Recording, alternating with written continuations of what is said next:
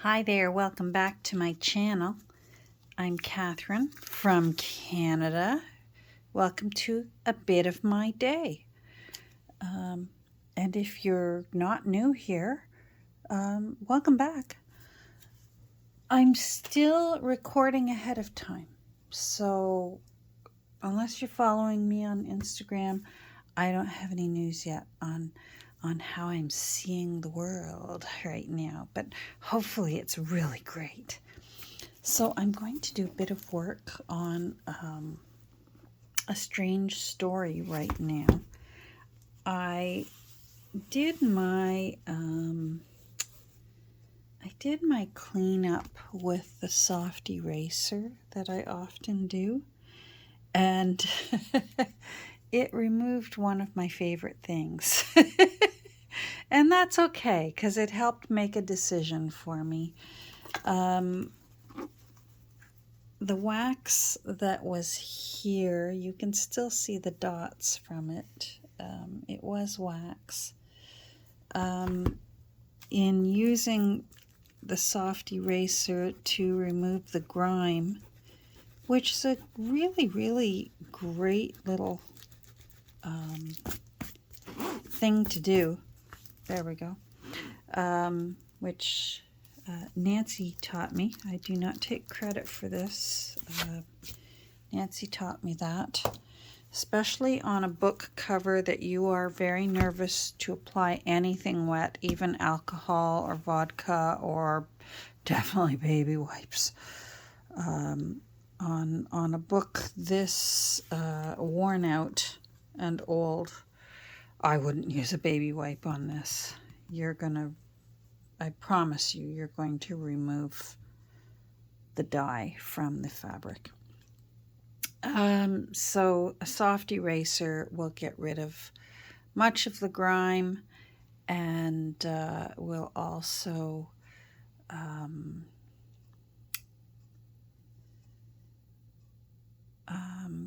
just clean it up. So, and then you can later on do a spray sealant, aerosol sealant, and you're good to go. Your book is good to go. I had as ever, I save the text block. I use it as a form to protect my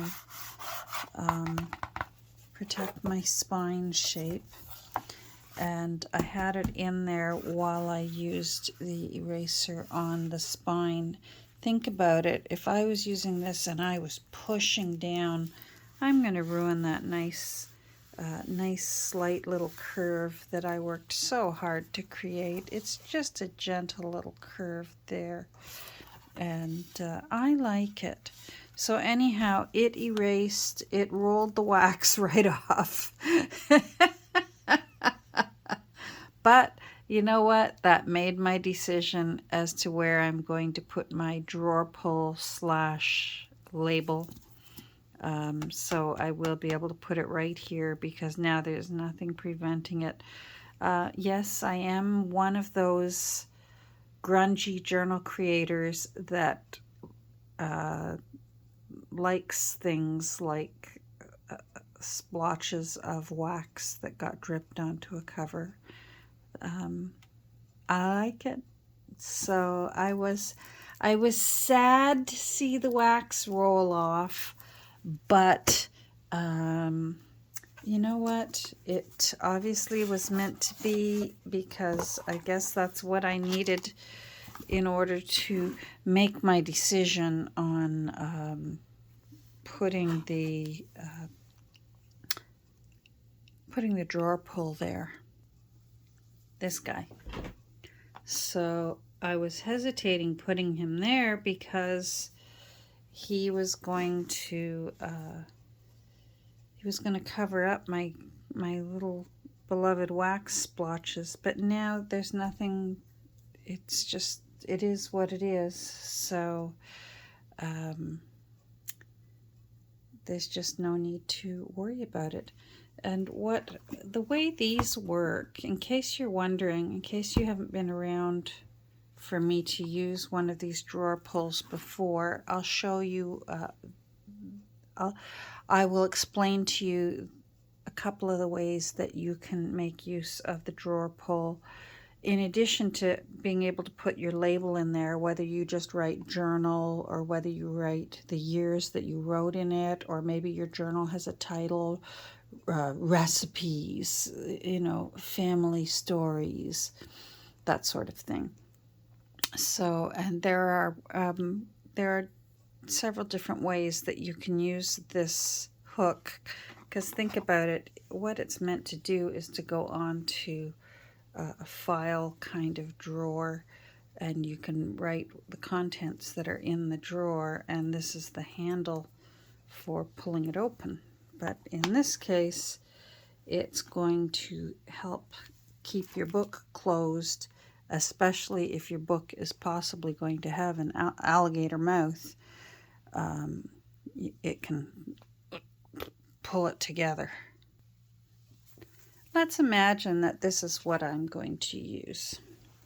It isn't necessarily what I'm going to use, but just so you have an idea. So these work so that you can slide your label in behind, and that way you can pull it out, switch it out, that sort of thing, because I usually can't leave well enough alone, and it will go home with a label in there, and the new owner can flip it over and put their own label on. So what you can do is, if you've got, for example, this is sari silk, you can put a eyelet on the back and attach it. So imagine there's an eyelet there. We've run our sari silk through the eyelet and tied a knot, and it looks like that. And imagine that our drawer pull is on there. Then what you can do, imagine that these are shorter. I don't want to trim it because this is a nice length, and someday I might want to use it for something. You can simply make the loop the width that you need it to be and tie a really nice bow just right there. And that way you can lift it off, lift it back on, and it will hold your book closed. Oh, that's not supposed to happen, but it'll hold your book closed if you've got an alligator mouth situation happening. Now, say you want your book to look a little nicer, you can simply still put in your eyelet and have a shorter length here, and then be able to leave this long so you can wrap it a couple of times, but still make your loop. So you would make your loop. Now imagine that's underneath there, and put your loop under there and your pretty bow. Do you see what I mean? It gives you some options on what you want to do. Or if you don't want to use sari silk, maybe you're not looking for a frilly, fluffy bows kind of journal. So we're not always looking for that. You can put an eyelet in the back. Again, center it around the same, mirror image of where they would be, and just simply use an elastic black hair tie. Let me find just an elastic. Imagine this is a cloth elastic black hair tie, and you've looped it through your eyelet back there, and there's your drawer pull. Then you simply will pull this up, and it will hold it like that. And that's usually the easiest way to do it if you're not into frilly bows. And the nice thing about it is, say I send it home with the frilly bow, You can remove the frilly bow and you can put an elastic tie onto, through the eyelet and onto it. So the journal's yours once, whoever, I feel like I'm speaking to the new owner, whoever you are out there. It's your journal and it's yours to do as you wish. So if it comes home with a big frilly bow and you're not a frilly bow kind of person, your options are endless. I mean, you might not even want, you may just want that to be the label. You might not be the kind of person who starts stuffing things in. It's never going to be an alligator mouth. Well, that can just simply be a really cool metal piece that just really jazzes up the front of your cover. So there we go, our little tutorial on options for using a brass drawer pull. Again, that's one of the few things I purchased brand new because I never find those secondhand. So I get mine through Amazon. I find money-wise, even though it infuriates me to make Jeff Bezos yet even richer, it's worth my while and my time to order it on Amazon and have it delivered to my door. So I get them on Amazon. Simply type in label drawer pulls and several options should show up. They come in other colors and you probably can even find them at hardware stores if you want to. I just find it easier. I order on Amazon. I thought I'd take a second and show you Louie and Oscar and what I did with them. Let's pull back a little bit here. So there's the cover, and that's what I had envisioned. So this bow is holding their wedding cabinet card on. Didn't that turn out nice? I mean, I think it did. You might not think so. I shouldn't presume such things, but I'm really pleased. That's exactly what I was hoping for. Some sort of option that this could be removed without damaging the front cover. And this can be wrapped around the whole book if it's starting to get alligator mouthy. And but in this case I have hold on, I have wrapped it just around the front cover, so you can open the front cover, close it, and just enjoy it that way. Now I want to show you a little bit of fun that I had with the opening page. So I did a little fussy cutting. I have a book from it's the volume from 1888/1889 of the Girls' Own Annual. Actually, no. I'm wrong. It's from The Sunday at Home, which is a similar kind of book. It was a little news magazine that was published weekly, and then you could buy the annual hardcover bound edition that had all of that year's copies in it.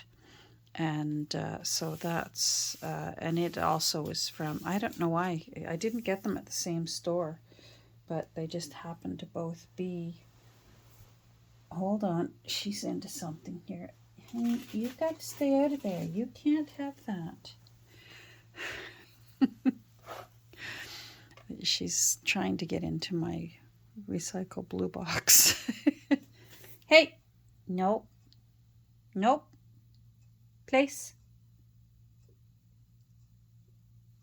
Good girl, stay. Sorry, I hope that place wasn't too loud in your ear.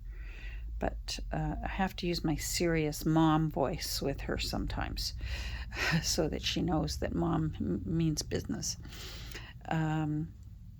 Anyhow, so I fussy cut this. It actually was a lovely full picture, but I just wanted the fussy cut. And I did a bit of inking in the background using, of course, one of my favorite stencils that I have of a doily. And what I did to glue it down, this paper was so delicate, and it really left me two gluing options, either aerosol glue or glue stick. So I did opt for glue stick, but I was still worried because the paper is so thin that it might still tear anyways. And I worried that it could tear possibly even with the aerosol glue, because picking it up while it's sticky and sticking to my fingers, either way was going to be a real trial of my patience and skill. So what I did was I cut it into two pieces, and I cut it across her elbow where she's holding his arm, and I cut down this umbrella. So then I laid down the young lady and the flowers or bush that's right there, and then I laid down the two gentlemen afterwards, and I just married up her arm back again, joined it back at the elbow. And I feel like the three of them are out for a walk, and maybe it's Louis and Oscar and William, or Louis and Oscar, and there's William saying, "Look at the lovely cover. Look how nice your wedding picture looks on the cover of my book. Isn't that marvelous?" And perhaps it's before he grew his famous now big bushy beard. Who knows? I just thought that this sort of what it really went well with. I've been calling it, Louis, Oscar, and William all this time, and here we have Louis, Oscar, and William, and the new owner can decide who's Oscar and who's William here. But this one's Louis. Louise, her name is, and which leads me to what I want to show you back here, because I had a little bit of fun with the envelope that we made together. Hold on, there we go. If you recall, we aged an envelope to cover up these brads, the wings on the brads that would be on the other side. So if you recall, let me lift this out of the way so that you can see. If you recall, I wanted to be able to cover the brad wings, which are actually right here underneath the envelope. And I wanted it, since this is actually slightly off center. This side is ever so slightly wider than this side, but I just did not feel like attempting to slice it again, and if I did it wrong, then I was going to have to bring that side in some more, and then if I did that wrong, I was worried I was going to slowly run out of room, because I like to think I'm good. I'm not that good. So what I decided to do was, because when I flipped it over, the brads made it quite evident that it's not accurately centered. But in order to give it balance, I put the envelope so that the brads are covered. You can probably feel them under there. If you can tell what those little metal wings feel like, you can feel them under there. But in order to give it balance so that it's still almost equal measurements apart at its widest point from both sides, I just put one of these little Victorian ephemera pieces on there. It says "Forget Me Not," and it's a little hand holding a bouquet. And I think that's really, really sweet. And then in addition to that, hold on, let's find, here's a Rolodex card. This is a tuck spot, so if you wanted to also tuck something in back there, you can. And that way you can still see whoever's handwriting is there. And they were not correct with they were guessing that it was taken at about 1905 to 1906, and perhaps it was. I could be wrong. I am quite sure this is a wedding picture, not necessarily taken at their wedding or on their wedding day, but I have a feeling it was in celebration of their marriage. That dress certainly looks like a wedding dress to me. It was not a usual thing in those days for a woman to wear a white dress as an everyday piece of clothing because, of course, white was so difficult to clean and not a sensible fabric to make dresses out of, even a nice dress. So usually it was for a very, very special occasion and then put away and shared amongst family members of, oh, you could wear my wedding dress, sort of thing. But something I did do, and I don't often do this, but legally I can because it's so old, the copyright date is over with, is I did print off their wedding registration and put it here. So this actually says when they got married. So it says Oscar, I think his name was Leet, Oscar Leet Matchett, and the date they got married, and they were married in Peterborough, Ontario, which is probably about an hour north of me. And then here it says Smart Sarah Louise, and it says that she was from Toronto, living in Toronto at the time, a spinster, 29, but she was from New Swindon, England originally. He was born in Ontario. So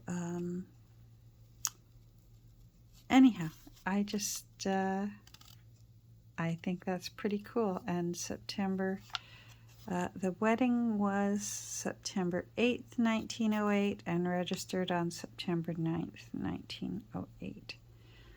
So I just thought that was kind of sweet. And so I aged this a bit more. It was being a bit persnickety about letting me slide that in and out. So, you know, what do? You mash it up and make it look even older, and then it makes life easier for everyone.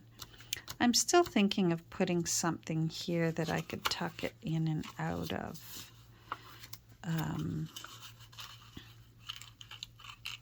Yeah. Sometimes you can put like a little circle here and tuck it in behind. I'm going to think about it. Anyhow, I thought you'd get a kick out of that, seeing what I did with the cover for Louis, Oscar, and William. And I'm really, really happy with how that turned out. And I've also, it's seeing this. And the end papers are in. It's just really, really, it's almost done. As I said, this book is, this journal is going to be very scantily clad. I can think of a couple more things that I want to do, but not much. I'm going to very much leave it for the next owner to enjoy. But I did put my little label down there and sign it. So it says 2023 and has my name. That's a printed logo, but this is my signature, my CABC, which are my initials, are on there. So there we go. There's that. And you know what? I realized now I'm at 25 minutes. So we're going to have to get together again, perhaps tomorrow, because I have decided what I'm going to do with this cover. I don't want to leave, I can't leave a blank cover blank. So it's going to involve this going here, and then the metal going there. And I'm quite excited about it. So I'm going to leave you on the edge of your seats till tomorrow wondering, what's this going to be? And we'll work on it together, don't worry. And it may work out, it might not work out. So take care. Thanks for joining me. And I hope you're all doing well. I hope I'm doing well.